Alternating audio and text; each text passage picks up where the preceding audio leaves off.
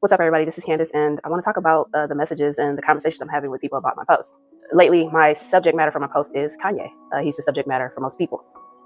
The reason he's a subject matter for my post is because I've never seen so many people hate someone that wasn't a criminal.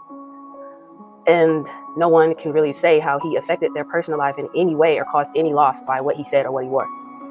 People have told me, well, you need to take that stuff down, or you need to stop it, or why are you defending him? And I am a little bit, but to an extent, from my perspective, I see a lot of people who are doing wrong pointing the finger at someone else. You have pastors agreeing with mental illness and for Kanye to take medications, but never helping people with deliverance or discussing what spiritual warfare truly is. Maybe they shouldn't be a teacher on the pulpit. Throughout the Bible, God and the apostle had been healing and delivering people throughout their process of spreading the gospel of Jesus Christ. We're also given that ability, but we have to be delivered. We have to stay cleansed. We have to fast. We have to make sure we stay focused on God and not of the world, in order for us to be able to actually facilitate these abilities. But people are too lazy or don't really feel like changing, so they just kind of stick with the lukewarm, halfway in, halfway out perspective. The reason I talk about these things is it's about self-accountability. And if you actually take time to read my post or ask me questions, you'll see that that is something that I do myself. I didn't always, but it makes sense to do it, especially nowadays. As far as Kanye, you have people who work at fast food restaurants or waitresses talking about Kanye's finances. You have entrepreneurs saying that Kanye only cares about money. You have hourly workers saying that Kanye only cares about the money. So do you. Or you wouldn't have a job.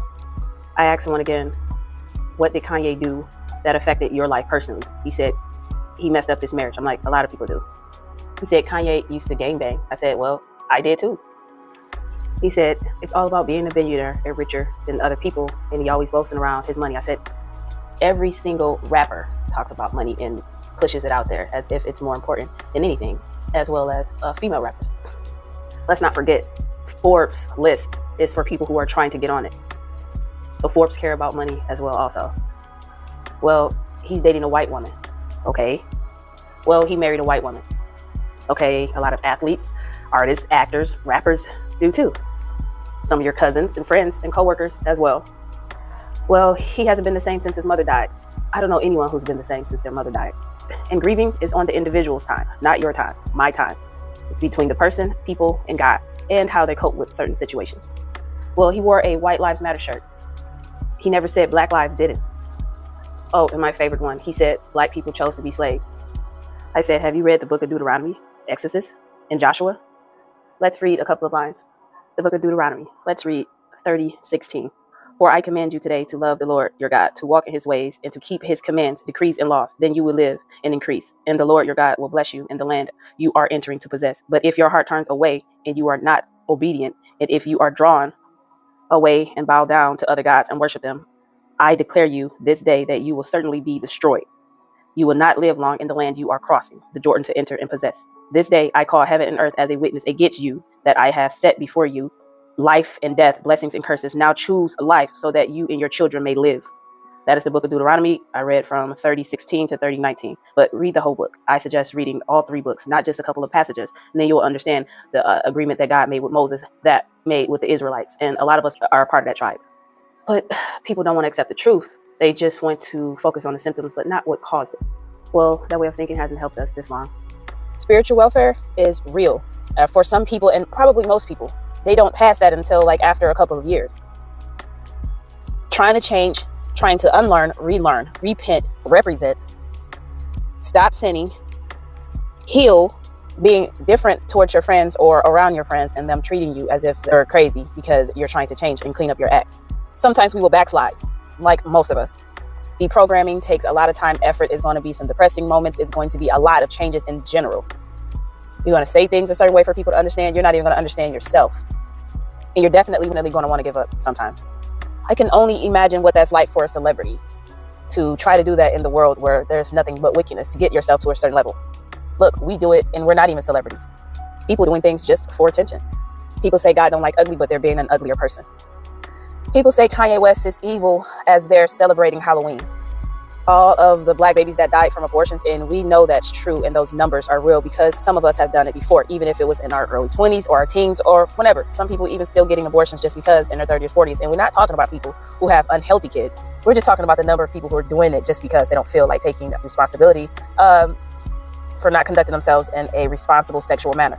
We've killed more of our babies as a white supremacist have something. This does not justify any harm or murdering anything that was against us from other races. This is an excuse for any of them. They will pay. God will make sure they do it, because although our ancestors did what they did, he did not say it was okay for them to do it. He just told us we would lose our protection, putting us in a situation where these things could happen.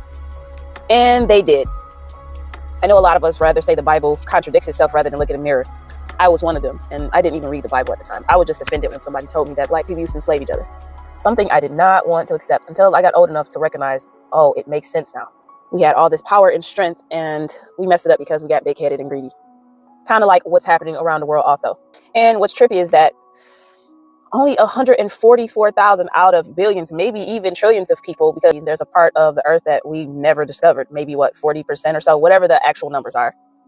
But out of all of these people, only 144,000 will do God's work. And these aren't people that are living. These are going to be people he will resurrect. So that should tell you how bad we are, when not even a whole 200,000 of living people will do God's work. It will be resurrected 144,000. Sounds like we're doing pretty bad in the humanity and spirituality area. Evil cannot create, it can only corrupt. So what it will do is take something that God created and twist it around and manipulate it and use it against people for power. Funny thing is that we know it, but we're still okay with it happening. People in high places have programmed people to believe that you don't have to take accountability as long as you find someone to blame it on. I don't think any of us is in a position to actually judge anyone. We're so busy attacking one another that we don't even realize that that is actually something that will go against us, that will send us to hell. But like we always do, we're going to pick and choose what's comfortable for us and not the actual spiritual law. And what's funny is it has never worked. It keeps putting humanity in a worse situation. Generational curses are real. There are curses where family members die at a certain age, where people have related health conditions, addictions. Strangely, people struggle with money, or something just happened, or relationships fail. People can't get married. Just whatever is connected to your generational curse. Depression could be a generational curse. Depression can also come from witchcraft. There are people who can take your picture off of social media and put curses over you, but people think it's just some Disney cartoon thing. It is actually real. People do things to people that will cause them hair loss or illnesses. People do things that cause people to lose their jobs and careers. I had a friend whose husband was trying to take everything, so what he did was put drugs in her food. And when she started reacting and acting out, she lost everything, even custody of her child,